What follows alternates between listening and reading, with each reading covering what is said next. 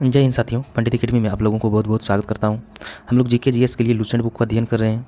Lucent book को अध्ययन करके इन सारे एग्जामों को आप आसानी से क्लियर कर सकते हैं। लूसेंट बुक में जितना भी क्वेश्चन दिया हुआ रहा है वो एनसीईआरटी पर आधारित है। और ये बुक का सबसे खास बात यह है कि अगर ये बुक पढ़ते हैं तो प्रीवियस ईयर का क्वेश्चन अलग से आपको पढ़ने की ज़रूरत नहीं पड़ेगा, क्योंकि इसमें जितना भी क्वेश्चन दिया हुआ है वो किसी न किसी एग्ज़ाम से पूछा गया क्वेश्चन है, तो अलग से क्वेश्चन करने की ज़रूरत नहीं पड़ता है। ये है हमारा टेलीग्राम का लिंक। अगर हमें फॉलो करना चाहते हैं तो डिस्क्रिप्शन बॉक्स में दिया हुआ है, वहाँ से जाके फॉलो कर सकते हैं। और हमारे चैनल पर पहली बार आए हैं तो हमारे चैनल पंडित एकेडमी को सब्सक्राइब कर लीजिएगा। इस वीडियो में हम लोग यूनिट नंबर 66 भारत की मिट्टियाँ को अध्ययन करने वाले हैं। हम लोग पिछले वीडियो में 65 को अध्ययन कर चुके हैं। अगर उसका वीडियो नहीं देखें तो प्लेलिस्ट का लिंक डिस्क्रिप्शन बॉक्स में दिया हुआ है, वहाँ से जाके देख सकते हैं। तो वीडियो को शुरू करते हैं। 1 नंबर क्वेश्चन है, भारतीय कृषि अनुसंधान परिषद के अनुसार भारत में कितने प्रकार की मिट्टियाँ पाई जाती है। भारतीय कृषि अनुसंधान परिषद के अनुसार भारत में कितने प्रकार की मिट्टियाँ पाई जाती है, तो वो 8 प्रकार के भारत में मिट्टी।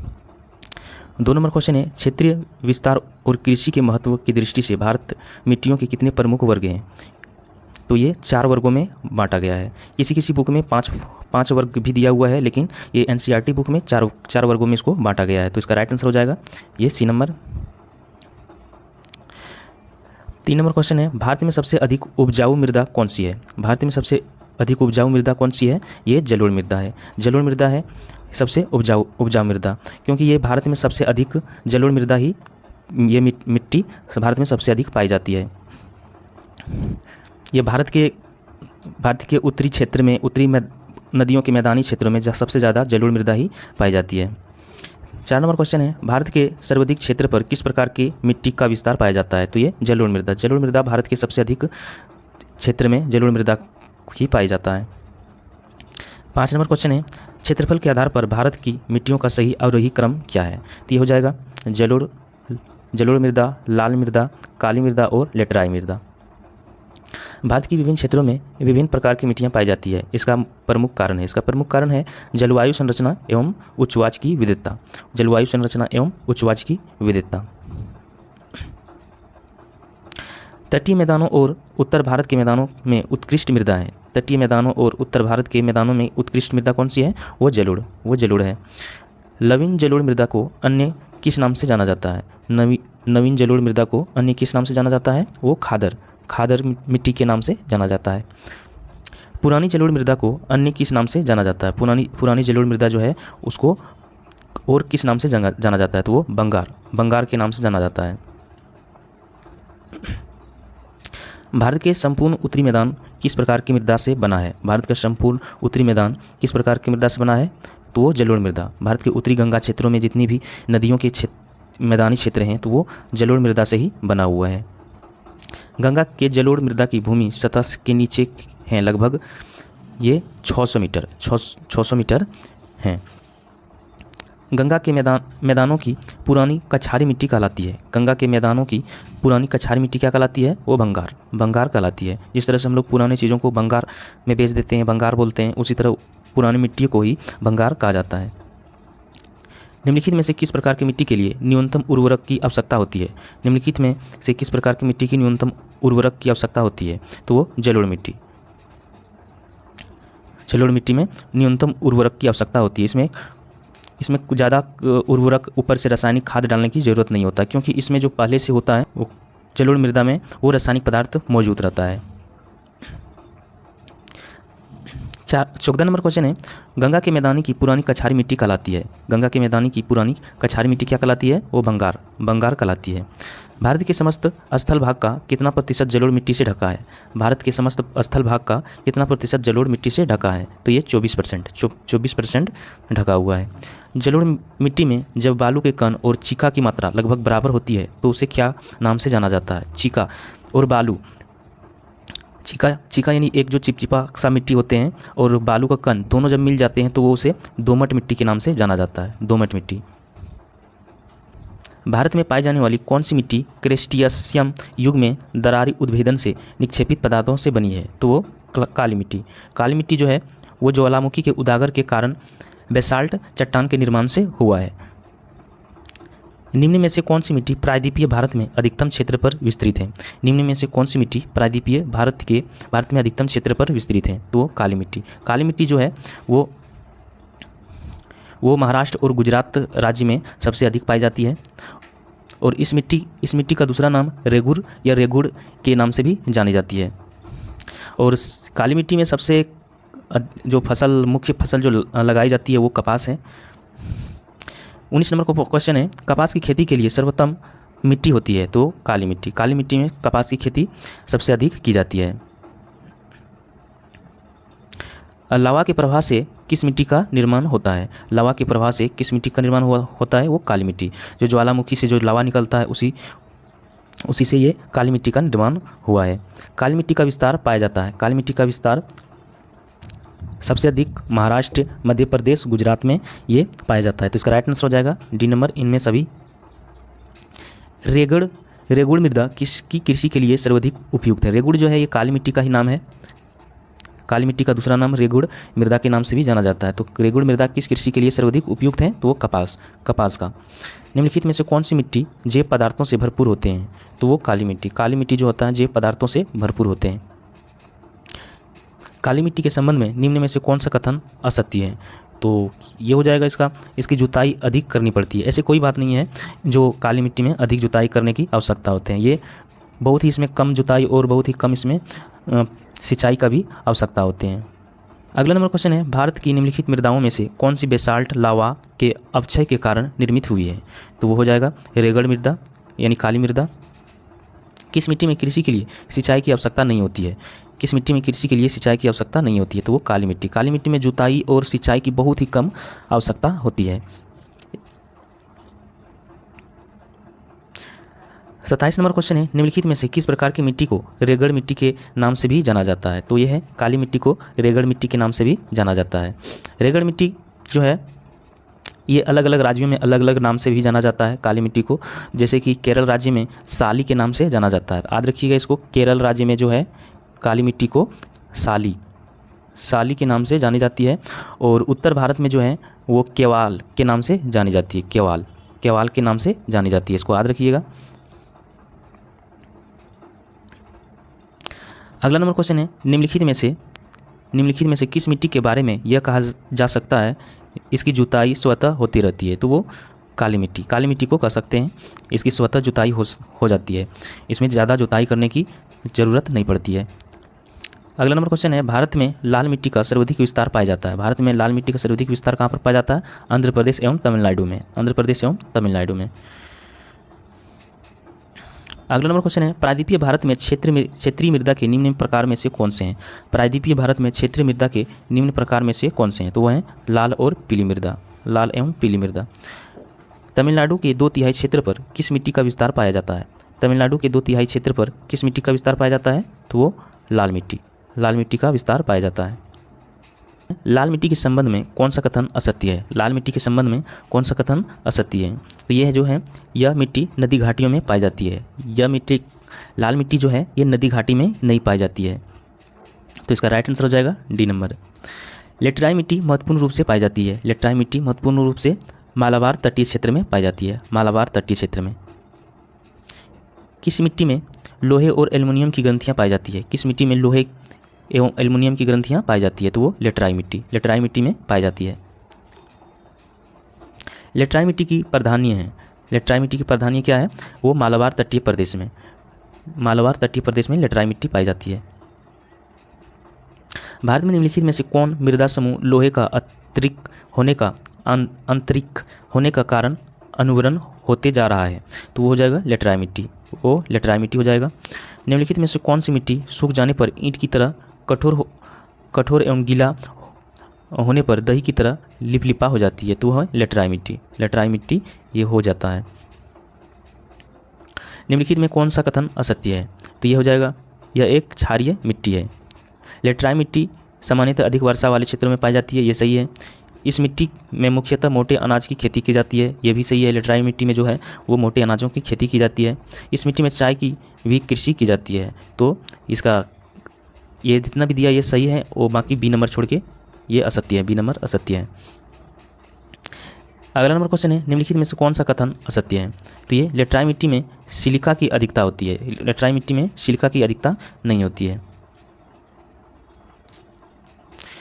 भारतीय कृषि एवं अनुसंधान परिषद के अनुसार भारत की लगभग कितना प्रतिशत भूमि मृदा अपरदन की समस्या से प्रभावित है? तो वह है 60%। 60% पर भूमि मृदा अपरदन की समस्या प्रभावित है। आगे नंबर क्वेश्चन है, उपजाऊ जलोढ़ मृदा खाली जगह का उत्पादन करने के लिए सबसे उपयुक्त है? तो वो चावल। जलोढ़ मृदा में सबसे उपयुक्त चावल की खेती के लिए उपयुक्त होता है। निम्नलिखित में से किस राज्य में लेटराई मिट्टी पाई जाती है?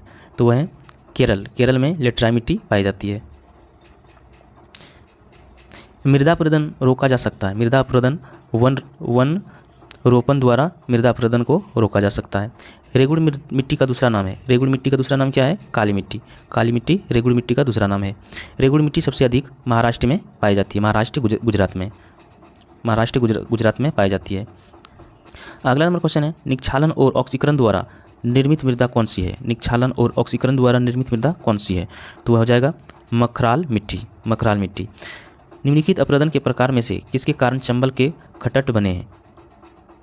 निम्नलिखित अपरदन के प्रकार में से किसके कारण चंबल के खटट बने हैं? तो वो हो जाएगा अवन नालिका के द्वारा। मृदा अपरदन क्षेत्र के उपचार हैं। मृदा अपरदन क्षेत्र के उपचार क्या हैं? ये हो जाएगा समुचित क्षेत्र का किनारे बंदी और उपभूमि पर विनियन। भू उपयोग का विनियन। इसका राइट आंसर हो जाएगा डी नंबर। किस प्रकार की मिट्टी में कार्बनिक पदार्थों की अधिकता होती है? कार्बनिक पदार्थों की अधिकता होती है तो वो काली मिट्टी में जो है वो कार्बनिक पदार्थों की अधिकता होती है। सर्वाधिक मात्रा में पाई जाने वाली उपलब्ध मृदा का प्रकार है। महाराष्ट्र में सर्वाधिक मात्रा में पाई जाने वाली उपलब्ध मृदा किस प्रकार का है? वो काली मिट्टी। काली मिट्टी ही सबसे अधिक महाराष्ट्र में पाई जाती है। निम्नलिखित राज्यों में किस में भारत की सबसे बड़ी अंतर्देशीय लवणीय आर्द्र भूमि है? तो वह है राजस्थान में है। निम्नलिखित में से किसका संबंध सफ़ेद नमक में जो शुष्क मौसम के दौरान कुछ क्षेत्रों में भूमि का आच्छादित कर लेते हैं? तो वह हो जाएगा उसार। निम्न में कौन सा कथन भारत के लेटराई मृदा के संदर्भ में सत्य है? तो ये हो जाएगा लेटराई मृदा उच्च ताप एवं भारी वर्षा वाले क्षेत्रों में विकसित होते हैं। लेटराई मृदा जो है उच्च ताप व भारी वर्षा वाले क्षेत्रों में विकसित होते हैं। इसका राइट आंसर हो जाएगा ए नंबर। दी गई विशेषताओं के आधार पर मृदा के प्रकार को पहचान कीजिए। तो इनमें जो दिया हुआ है, इनमें चूना, लोहा, मैग्नीशियम और एल्युमिनियम प्रचुर मात्रा में होते हैं। ये सामान्यतः मृत्तिकामयी, गंभीर और अप्रामाग्य होते हैं। ये मुख्यतः महाराष्ट्र, मध्य प्रदेश एवं गुजरात में पाए जाते हैं। ये कौन सी मिट्टी है जो महाराष्ट्र और गुजरात में सबसे अधिक पाई जाती हैं? तो वो काली मिट्टी। काली मिट्टी में भी लोहा, मैग्नीशियम और एल्युमिनियम की प्रचुर मात्रा पाई जाती है। तो इसका राइट आंसर हो जाएगा डी नंबर। अगला नंबर क्वेश्चन है, जलोढ़ मिट्टी की प्रकृति बलुआई, दोमट से लेकर चिकनी मिट्टी तक भिन्न भिन्न होती है। इसमें सामान्य क्या होता है? इसमें पोटास और फास्फोरस दोनों ही प्रचुर मात्रा में पाया जाता है। पोटास और फास्फोरस। अन्यों की तुलना में निम्न में से कौन सी मिट्टी काजू की वृद्धि के लिए अधिक उपयुक्त है? तो काजू की वृद्धि के लिए लाल लेटराई मिट्टी की सबसे अधिक उपयुक्त होता है। लाल लेटराई मिट्टी। अब है यूनिट नंबर 67 सिंचाई के साधन। इसको भी कवर पूरा करने वाले हैं।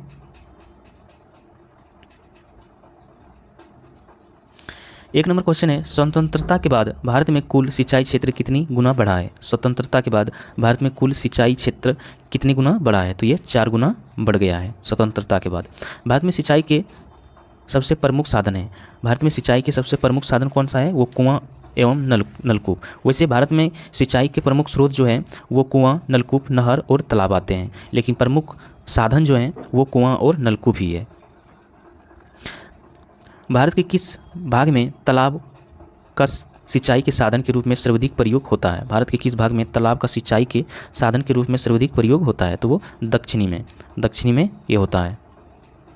निम्नलिखित में से किस राज्य का सर्वाधिक कृषि क्षेत्र तालाबों द्वारा सिंचाई किया जाता है? तो वो तमिलनाडु में जो है वो कृषि की सिंचाई के लिए तालाबों की सबसे ज़्यादा उपयोग किया जाता है। निम्नलिखित में से किस राज्य में नलकूपों द्वारा संचित भूमि क्षेत्र सबसे अधिक हैं? तो वह है उत्तर प्रदेश, उत्तर प्रदेश। अगला नंबर क्वेश्चन है, भारत में नहर द्वारा सिंचाई कौन से राज्य अग्रणी है? भारत में नहर द्वारा सिंचाई में कौन सा राज्य अग्रणी है? तो वह है पंजाब। पंजाब में सबसे अधिक नहरों द्वारा सिंचाई की जाती है। कुओं और नलकूपों द्वारा सिंचाई में अग्रणी राज्य, कुओं और नलकूपों द्वारा सिंचाई में अग्रणी राज्य कौन से हैं? वो गुजरात है। निम्नलिखित में से किस राज्य के शुद्ध बोए गए क्षेत्र का सर्वाधिक भाग संचित है? निम्नलिखित में से किस राज्य शुद्ध बोए गए क्षेत्र का सर्वाधिक भाग संचित है? तो वह है पंजाब, वो है पंजाब हो जाएगा। प्रायद्वीपीय भारत में तालाबों से सिंचाई के प्रचलन के लिए निम्नलिखित में से कौन सा एक कारण है? कौन सा वो कारण हो जाएगा? ऐसी कई सरिताएं हैं जो वर्षा ऋतु में वेगवाती हो जाती है, तो इसका राइट आंसर हो जाएगा डी नंबर।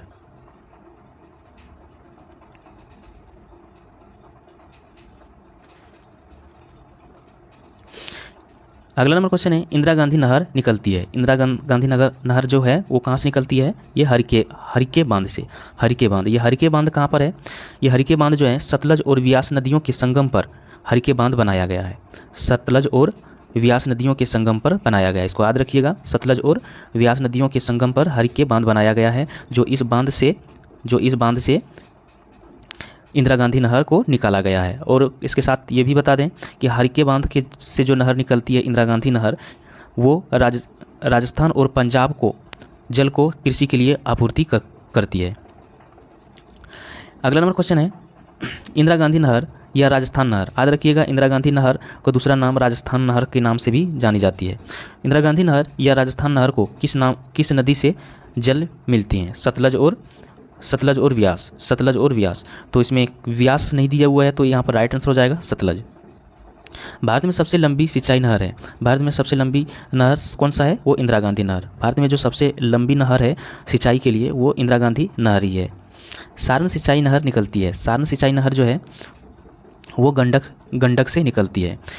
आपको जानकारी के लिए बता दें, गंडक नदी पर त्रिवेणी घाट नामक स्थान पर बांध बनाया गया है, जो सारण सिंचाई नहर वहाँ से निकाली गई है। गंडक नदी पर त्रिवेणी घाट पर, याद रखिएगा इसको, त्रिवेणी घाट नामक स्थान पर बांध बनाया गया है, जो सारण सिंचाई नहर वहाँ से निकाली गई है। अगला नंबर क्वेश्चन है, त्रिवेणी नहर में किस नदी से पानी आता है? त्रिवेणी नहर में किस नदी से पानी आता है? वो गंडक से आती है। नीचे दो वक्तव्य दिए गए हैं, एक कथन ए तथा कथन दूसरा आर है। आर कहा गया है, कथन ए, प्रायद्वीपीय भारत में सिंचाई का एक प्रमुख साधन है तालाब।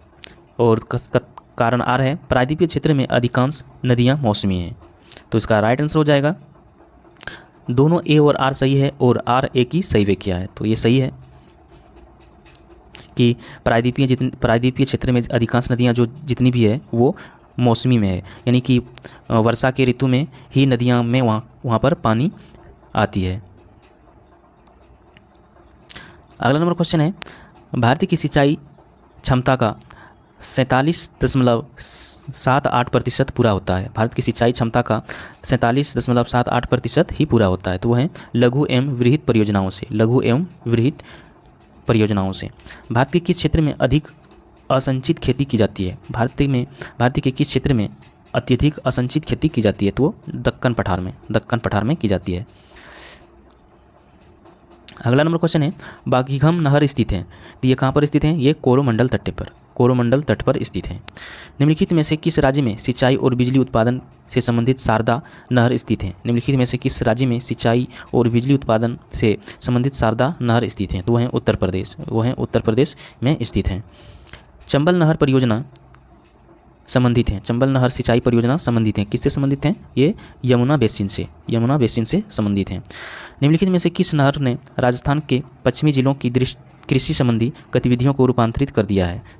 निम्नलिखित में से किस नहर ने राजस्थान के पश्चिमी जिलों की कृषि संबंधी गतिविधियों को रूपांतरित कर दिया है? तो वह है इंदिरा गांधी नहर।